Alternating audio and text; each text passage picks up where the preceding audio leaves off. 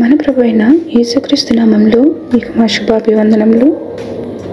ఈరోజు దేవుని వాగ్దానము, అన్నిటి యందు ఎల్లప్పుడూ మీలో మీరు సర్వ సమృద్ధి గలవారై ఉత్తమమైన ప్రతి కార్యము చేయుటకు దేవుడు మీ ఎడల సమస్త విధములైన కృపను విస్తరింపచేయగలడు.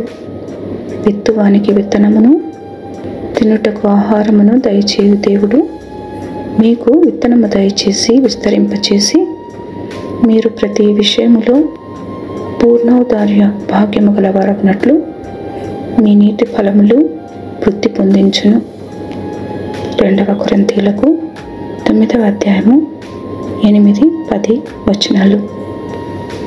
God is able to bless you abundantly, so that in all things at all times, having all that you need, you will abound in every good work.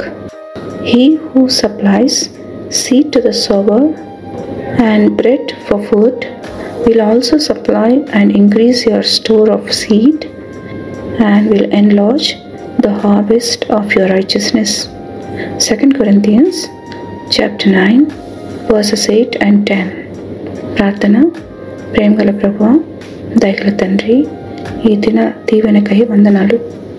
ఎన్నడూ విడవని ఎడబాయిని మీ కృపకై మీకు కృతజ్ఞతలు. మీ కొరకు కనిపెట్టుకుని వారు ఎన్నడూ సిగ్గునందరని, వారి పక్షమున కార్యము సఫలము చేయు దేవుడని విశ్వసిస్తూ యేసు నామములో వేడుచున్నాము తండ్రి. Amen. Have a blessed day. God bless you.